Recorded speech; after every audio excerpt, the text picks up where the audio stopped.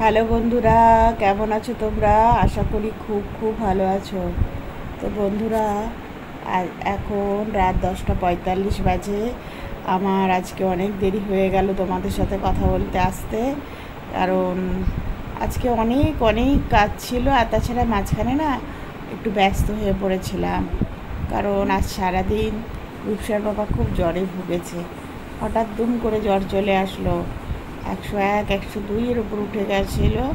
তো যাই হোক, এখন একটু কম আছে। রূপসার বাবা ঘুমিয়ে পড়েছে, এই দেখো রূপসাও ঘুমিয়ে পড়েছে ওখানে।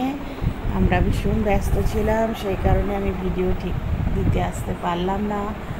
আর বুঝতেই পারছো, বাড়িতে কেউ অসুস্থ হয়ে পড়লে তাহলে মনের অবস্থা আর কতটা দৌড়ঝাঁপ করতে হয়। তো রূপসা আমার ক্যামেরার মধ্যে চলে আসছে বলে আমি ঠিক করে ক্যামেরাটা নিতেই পারছি না, কারণ ঘুমন্ত মানুষকে দেখাতে নেই। তো কি বলবো বলো বন্ধুরা, জ্বর এসে গেছে। এখন এখন তো জ্বর নেই, কিন্তু আবার যদি জ্বরটা ঘুরে আসে তাহলে চিন্তার আছে। আর সুগার টেবিল সবই ঠিক আছে। তো বাড়িতে কেউ অসুস্থ হলে না কিছুই ভালো লাগে না। তারপরে রূপসার পাপা রাত্রিবেলা ভাত খেতে চাইলো না, বললো আমি ভাত খাবো না। তাই বললাম কী খাবা বলো, তা পনির দিয়ে একটু রুটি খেতে চাইলো। আমি আবার গরম গরম রুটি বানিয়ে দিলাম। জানো তোমরা, আমি গরম গরম রুটি বানিয়ে দিই, আর ওর পাপাও খেতে ভালোবাসে। তো বন্ধুরা কী বলবো বলো। তারপরে রূপসার জন্য, রূপসার টিউটার কাছে, রূপসার একটু পড়াশোনা ঠিকঠাক হচ্ছে না, ওই জন্য টিউটার চেঞ্জ করবো বলে ঘোরাঘুরি করছি। টিউটার চেঞ্জ করে অন্য কিছু দেব, সেই জন্য এখনও সঠিক ঠিক হয়নি, কিন্তু দেবো বলে ঘোরাঘুরি করছি। সেটার জন্য আমি গিয়েছিলাম সে বিকেলে অনেক জায়গায়। তো যাই হোক, আর আজকে দিনটা সেভাবে কোনো ক্যামেরার সামনে আসতে পারিনি। আর আমার আর একটা চ্যানেলের কাজ আছে, সেটাও কিছু করতে পারিনি।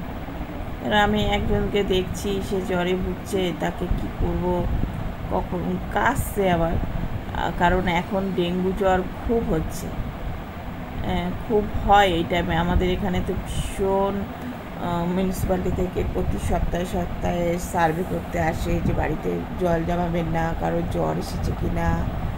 তো এটা তাই জন্য ভয়ের একটা, যদি জ্বর না কমে, জ্বর যদি থেকেই যায়, তাহলে কাল কাল ডাক্তার কাছে যেতে হবে।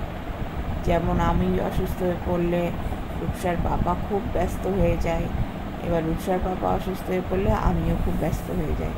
তখন কোথায় ক্যামেরা, কোথায় আমি, কোথায় কি, কিছুই মনে থাকে না। ক্যামেরা ধরে ফটো তুলবো, সেই পরিস্থিতি থাকে না, তো মন কাজই করে না তখন, যে তখন অন্যদিকে মনটা চলে যায়।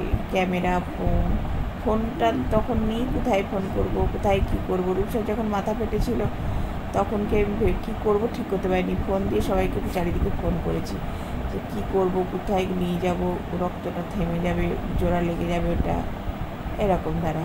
তো দেখো, ক্যামেরার দিকে তাকাতেই পারছি না বন্ধুরা। আজকে ভালো লাগছে না, তো ভালো লাগলে তো তবে মন থেকে একটা জোর আসে। তবে খুব সংকটতম অবস্থায় আমি মনের জোর হারাই না। মনের জোরটাই বড়, যে একটা না একটা কিছু রাস্তা বেরোবেই, ভগবান সব কিছুর একটা রাস্তা দেয় ঘুরিয়ে ঘুরিয়ে, সেটাই আমি ভাবি।